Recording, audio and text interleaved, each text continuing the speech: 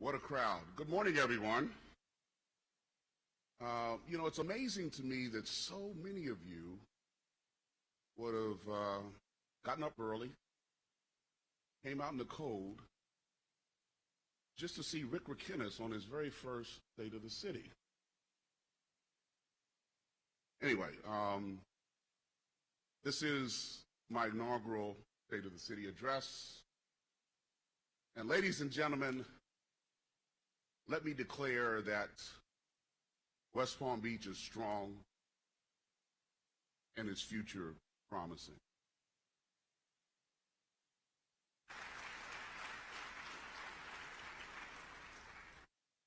Our challenges are outweighed by our opportunity.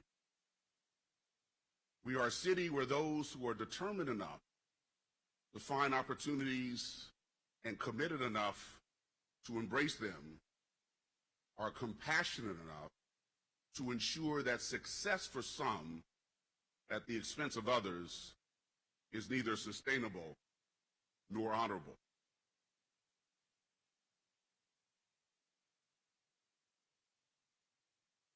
In America's cities today, the saying, "We are in this together," isn't just a throwaway line, or rather it's an urban report card, one that grades communities on the health of its local economy, the vitality of its neighborhoods, the security of its citizens, the movement of people in private and public transit, and its attractiveness to new generations of residents looking to move here, learn here, and earn here.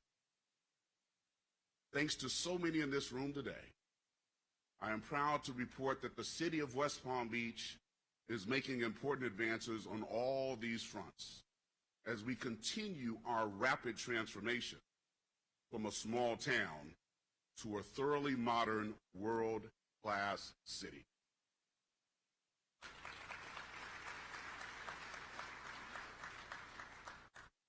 Before I go any further, I need to thank my wife, Lorna.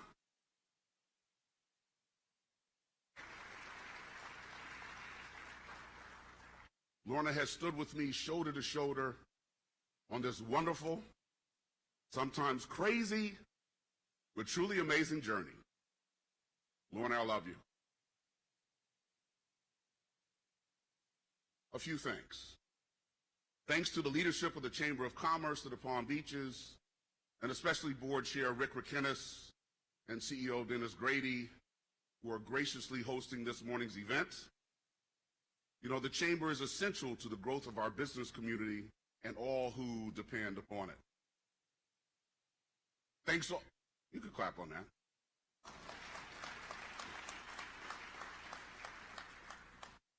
Thanks also to the service and dedication of my partners on the dais, the West Palm Beach City Commission, Commission President Christina Lambert,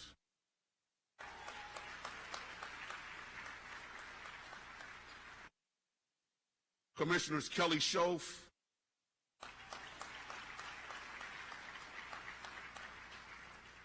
Corey Nearing, Joe Peduzzi, and Richard Riles. I know that each of you loves our city as I do. Thank you for working so hard to make West Palm Beach a world-class city. I truly appreciate that each of you has made significant personal and professional sacrifices as you work to serve the citizens of West Palm Beach. Thank you for working so hard. I want to especially acknowledge my dear friend and mentor, Congresswoman Lois Frankel.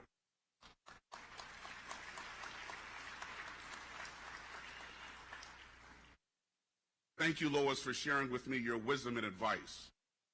I got to tell a little story, though. So I ran into Lois yesterday morning at the Martin Luther King breakfast. Lois has been through 8 of these State of the City addresses. So I thought I would glean some wisdom, maybe even a little comfort and assurance from Lois. You know, kind of like a mug of hot chocolate on a cold morning. I thought it would get comfort from Lois in that respect. So I said, Lois, I got a big day tomorrow. Oh, I'll be there. And I said, any words? She said, that was the most traumatizing experience in my life. Every time I did it, I wanted to walk off stage in the middle of a speech. Not quite the warm, hot chocolate I was looking for from Lois. But thank you, Lois. If anyone knows Lois, she's a straight shooter. But thank you so much, Lois, for your friendship and counsel over the years. Thanks to the many very generous sponsors who are supporting this morning's event. Ladies and gentlemen, thanks also to the Washington Nationals at 15 Ballpark of the Palm Beaches.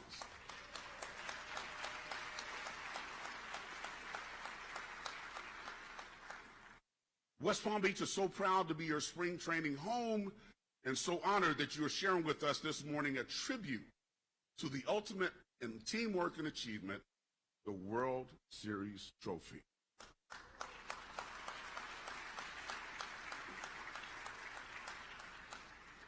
I would be remiss if I didn't recognize the Palm Beach County Commissioners, which helped make the ballpark a reality in West Palm Beach. And Virginia, and to all the commissioners, I look forward to working with you to make our communities even stronger as we go forward. But I'm so delighted that of all the mayors in the United States of America, when the World Series started, I was the only mayor that knew I would be welcoming a world champion to our city.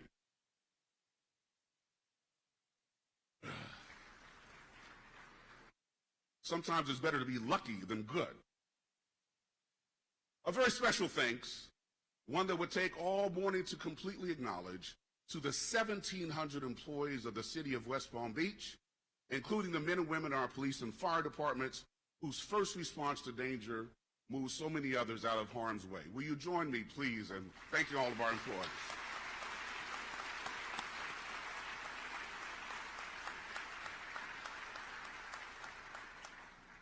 And to the 110,000 residents, thank you for the privilege and honor of serving.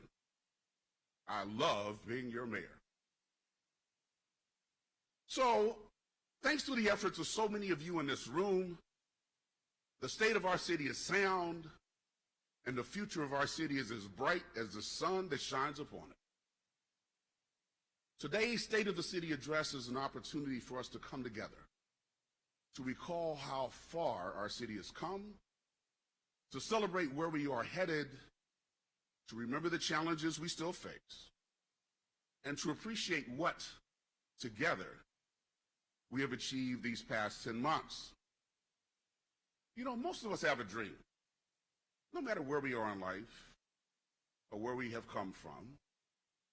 As most of you know, I was raised by a single mom whose love and example infused with me the power to dream. To know that the greatest currency in life is measured, not in dollars and cents, but in the lives you positively impact around you. That the way you overcome a place where doors are closed to you based upon the color of your skin is to pursue a place where those doors are wide open. These lessons weren't lost on me when I ran for mayor, announcing my intention to work each and every day to create in West Palm Beach a community of opportunity for all if I was elected. This mandate motivates me daily. As I listen to the stories of residents in the city, whether I'm in City Hall, in our downtown, or in one of our neighborhoods, I've observed that, with only rare exception, people are looking to do something meaningful with their lives. They're only asking for a chance to show it. This is true no matter who they are, what they look like, or what they believe. So to realize this vision, I campaigned on a 5-point platform I'm sure many of you are familiar with, the Keith Plan. K, keep crime low. E, environment and economy. I, integrity. T, transit, traffic, and taxes. And H, homelessness. Let's start with public safety. To me, this has always been job number one for municipal leaders. Because if you don't feel safe, you won't feel free to pursue your dream. So to make this an everyday reality, I named a new police chief shortly after getting elected, Frank Adderley. Chief Adderley has renewed law enforcement alliances and implemented new technology. Chief Adderley wasted no time getting to work and partnered with federal, state, and local agencies to launch Operation First 48. This new violent crimes task force was designed to confiscate illegal arms, stop gang activity, and address other acts of violence. In addition to the new police chief, our sincere thanks and gratitude must go out to Sheriff Rick Bradshaw and State Attorney David Ehrenberg for working with us on this task force, helping us to keep our citizens safe. Recognizing that the oath to serve and protect should engender mutual respect, not mutual suspicion, Chief Adderley prioritized community engagement to increase public trust in law enforcement, while also empowering our men and women in blue to do their job. This morning, I'm proud to report that over the past year, there's been a significant reduction in crime in our city. A dramatic year-to-year decline of 29% in homicides, an 18% decline in violent crimes, and a 4.7% decline in crimes overall.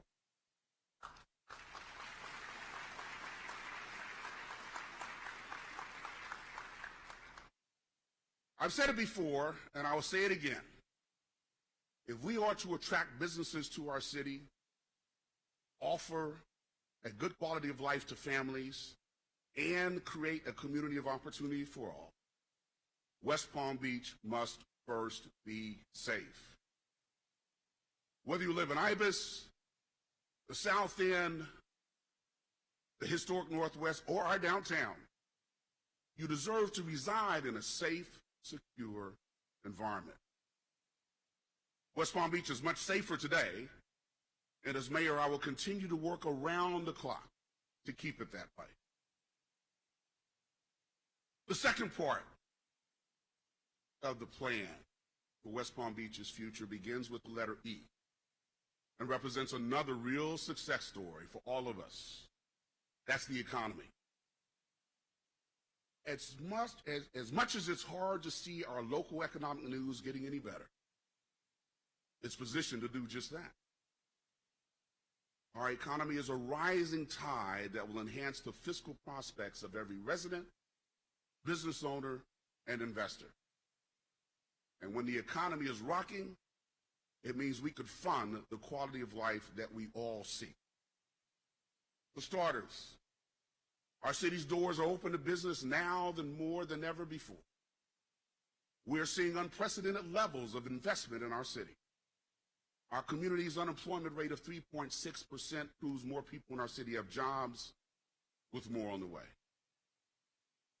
And we are experiencing a vibrancy in our city, especially in the downtown, that will power us into the future and make West Palm Beach not only a destination location for tourists, but a living location for residents looking for the next cool city. Last year's record $12.2 million in building permits and $3.6 billion in projects in the pipeline speak to the major economic transformations sweeping across our city. The north end of the city, the Rosemary Corridor, the Warehouse District, and the South Dixie Highway Corridor are all seeing a resurgence due to not only favorable market conditions, but also the city's continued willingness to work with the private sector to encourage good, sound, well-planned development projects. Coming soon to West Palm Beach, hotels, luxury apartments, commercial space, retail, medical offices, and restaurants. Projects such as Flagler Banyan Square, One West Palm, the Canopy Hotel, and the Hospital for Special Surgery, among others. 2 Class A office buildings, related companies 360 Rosemary and 1 Flagler, recently received approval. The county is considering an expansion of the convention center where we are gathered this morning. Rosemary Square, the Norton Museum of Art, and the Kravis Center are celebrating major capital improvements and positioning West Palm Beach as one of the nation's great cities for arts and culture. The new ultra-luxurious Bristol condominium, with residences starting at $5 million, is making Flagler Drive one of the nation's newest high-end residential addresses. You know, right now there are approximately 10,000 people living in our downtown, which is significant. An active downtown is the hallmark of a vibrant city and the strongest indicator of a city's success. Rafael Clemente, the executive director of the DDA, thank you for working with the city to promote our downtown businesses.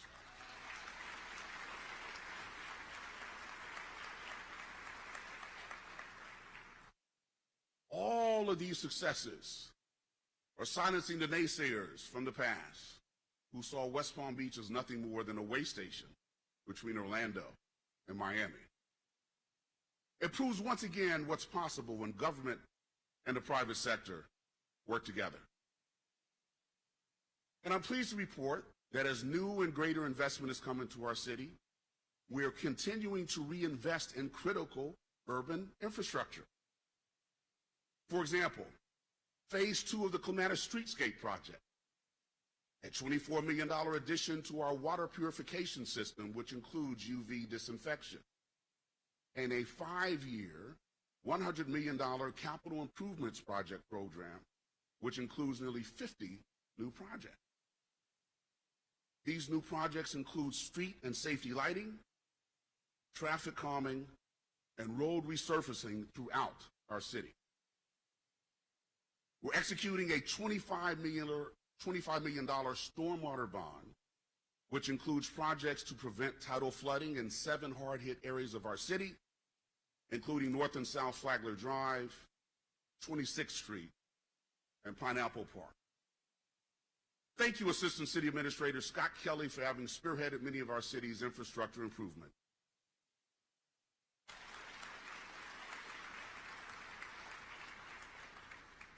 As some of you know, Scott will be retiring in March. Scott, it's a well-deserved retirement, and we're going to miss you, but don't go too far. Through our CRA, we're also lighting the spark to restore economic vitality, cultural vibrancy, and a sense of pride in our neighborhoods that have been overlooked for opportunities for far too long. We're investing in the historic Northwest. Under construction now is a Sunset Lounge. We'll break ground on the adjacent Heart and Soul Park next month. In Northwood, the CRA is moving forward with the redevelopment of Curry Park and the anchor site. Thank you, Commissioner Scho, for keeping us focused on those essential projects.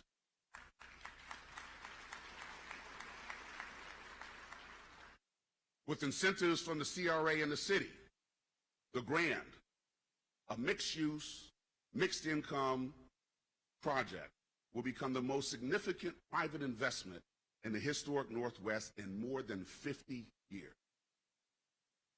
Thank you to Commissioner Riles and the other members of the Commission for standing strong in support of that project.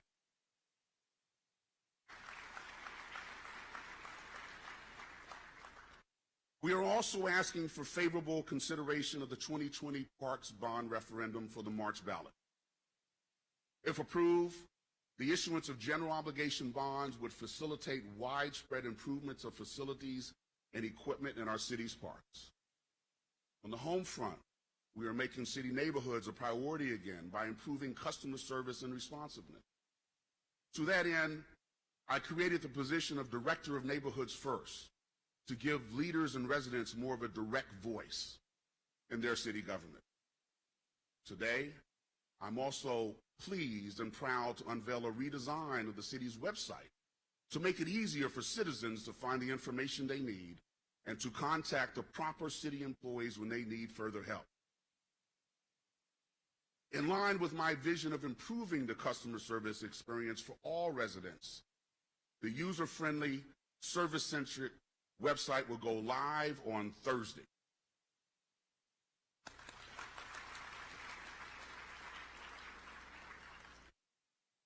The other E in the Keith plan is the environment.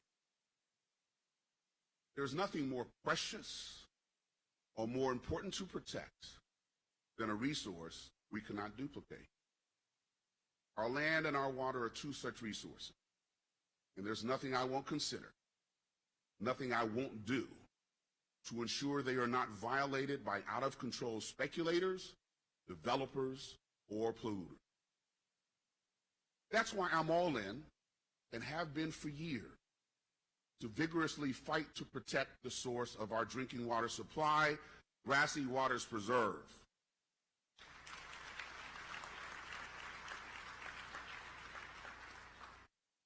I want to protect Grassy Waters from proposed new roads that represent a real environmental threat. Most recently, the city was successful in removing the extension of State Road 7, Jog Road, and Roebuck Road from the Palm Beach Transportation Planning Agency's long-range plan. It was a big win for all of us in the city, and I want to especially thank Commissioners Neering and Badusi for carrying the banner on this issue at the TPA.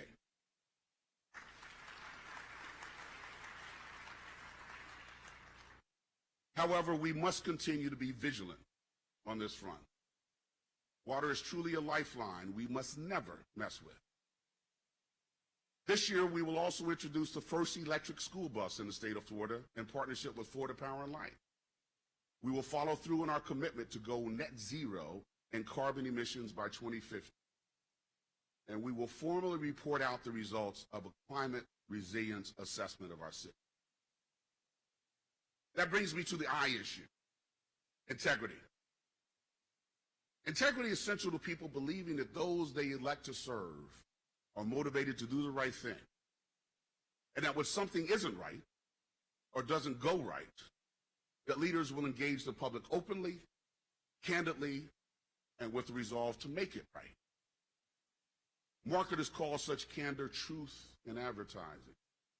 I describe this more personally as I trust the public with the truth. With that said, I learned a big lesson only a few weeks into the job when a private firm was awarded a no-bid contract to manage security at city property. This company, which is already being used by Rosemary Square and the Downtown Development Authority, had generated solid work reviews and offered law enforcement the built-in efficiency of communicating with one versus several entities on downtown security issues. I was given assurances by our then city administrator that the awarding of the contract without competitive bidding was advisable and entirely appropriate. He failed to tell me something, though, that our city attorney and procurement director had strongly advised against it, both of them. After learning this, I immediately reversed course and put the contract out for bid, because I will not tolerate anything or anyone whose actions violate the public trust. I just won't. All of these incidents reminded me of one of life's greatest teachings, namely that when something doesn't feel right, it usually isn't.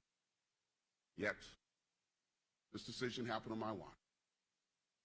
Well, ladies and gentlemen, I promise to you that I will be more vigilant moving forward, armed with the principle often attributed to the late President Ronald Reagan: trust but verify. On a brighter note, after a nationwide search, I was proud to announce the appointment of Faye Johnson as our new city administrator.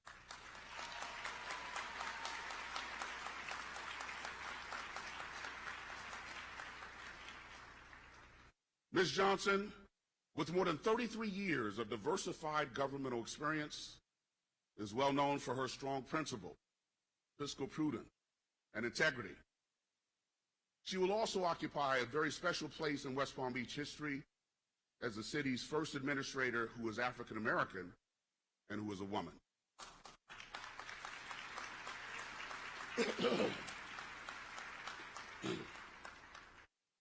I've asked Ms. Johnson to join me in identifying areas where we can make our city more efficient and fiscally sound. I'm proud to announce that I recently conducted a realignment of city administration while improving our administration's communication and accountability and an annual cost savings of $323,000.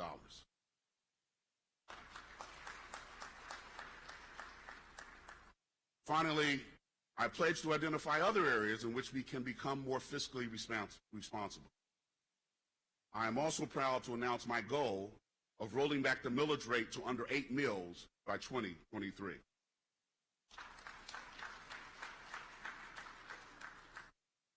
The fourth plank in the Keith plan involves transportation and traffic, a challenge for every growing community in America. As you know, growth isn't without its challenges, including the associated concern that growth equates to more traffic and congestion. On this critical front, however, we are not going to hold on to the past. Here are some of the things we are already doing. First, while the city is too big to avoid being beholden to a car, we are dense enough to make efficient use of public transit, trolleys, rideshare, bike share, and micro-mobility. In fact, that is our current trajectory based on a multimodal mobility plan that was developed under my predecessor, Mayor Jerry Moyo. When fully implemented, the mobility plan will help both people and cars get around town faster, better, and more safely. Second, we are committed to making our main arteries, including the Okeechobee corridor, function better. Now, we all know that West Palm Beach doesn't control the signal timing on Okeechobee, nor are we responsible for the inadequate technology that resets the traffic lights after a train passes through or the bridge is lowered. So we are encouraging and working with Palm Beach County and FDOT to adopt technologies needed to improve traffic flow and reduce congestion. This is entirely fixable. Let's get it done.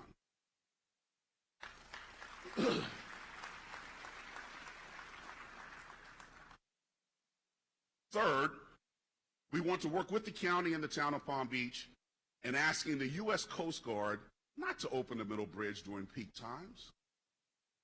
It's ridiculous to think that one person in a sailboat or a yacht can disrupt traffic for the entire city. They can wait an extra hour.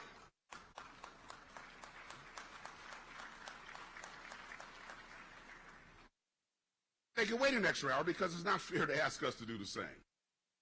Fourth, we're actively working to create a mobility network that works for everyone.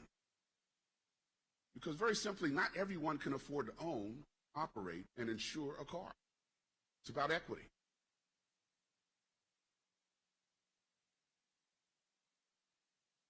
This network will help create access to jobs for lower wage earners who deserve a safe, cheaper way to get to work. And then finally, some folks have asked about development and the impact that it has on traffic. I think there's a misunderstanding by some that any development automatically congests our roads. That may be true in some cities, but I do not believe that's the case in West Palm Beach, where we are implementing transportation demand management strategy. By helping people use the infrastructure in place, or by creating new infrastructure for transit, ride sharing, walking, and biking, we will encourage alternatives to driving that offset future vehicular trips. We're also working to make our roads safer for motorists and very vulnerable pedestrians and bicyclists. To that end, I'm pleased to announce we're making great progress through our Vision Zero initiative, which aims to reduce and ultimately eliminate preventable injuries and fatalities on city roads through improved education, engineering, and when necessary, enforcement. While deadly crashes are on the rise in Florida, I'm proud to say that in 2019, crashes in West Palm Beach declined almost 5%, while our traffic fatalities declined a whopping 28%. That's another West Palm Beach success story.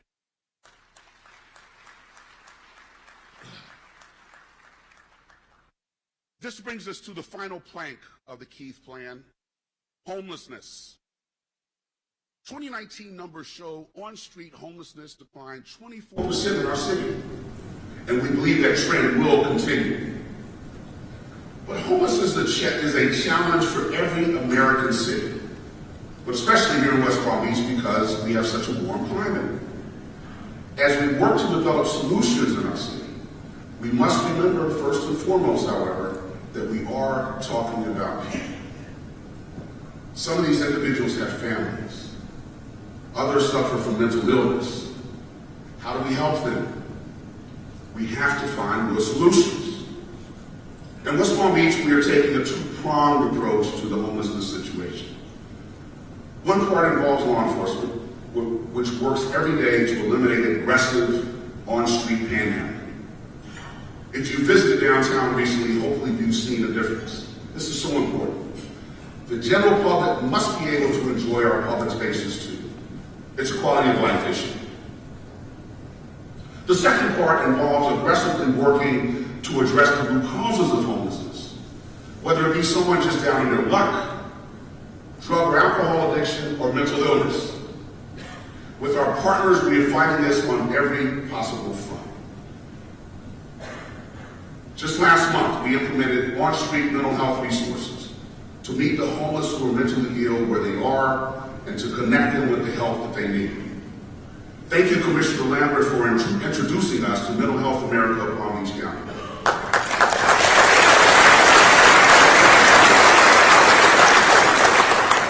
We also recently hired a dedicated homeless services coordinator to manage this initiative and other initiatives we have to deal with the homeless situation. I strongly believe, however, that people who have access to safe and stable housing are empowered to transform their lives. This is why we are working to create more housing that is attainable for households of all income levels. Today, I am proud to announce the 303 initiative. Our goal is to complete or have under construction a minimum of 300 units of affordable and/or workforce housing in the next 3 years. We are well on our way.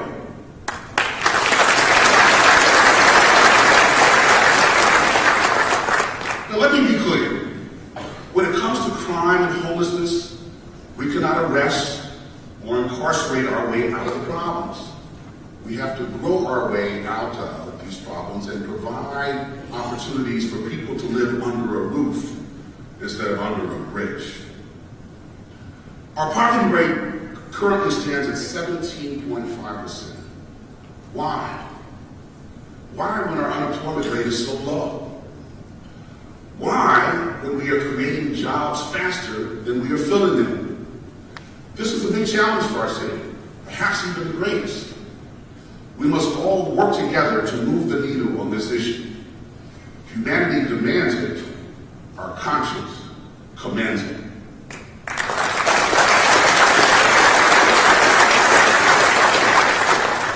Today, I call on you, the business leaders of our community, to be a part of the solution. Please work with me to end both homelessness and poverty in our city. As I conclude, let me say that West Palm Beach is safer, more successful, more environmentally conscious, more intent on integrity, more focused on transportation, and more sensitive to homelessness and poverty than ever before. 125 years after its inception, our city is at its most prosperous time, the absolute pinnacle of its existence. Finally, I do want to share with you something that's been on my mind and in my heart recently. One of the things that has surprised me the most about being mayor is the genuine kindness of our residents. I see this each and every day as I move about the city. The neighbors helping neighbors prepare for Hurricane Dorian. I see it in our Palm Beach Atlantic University volunteers and in so many other people. Ours truly is a city of such very good, kind, and generous people. But I am concerned that sometimes we forget that we are a city of many different people, many different neighborhoods, with many different interests.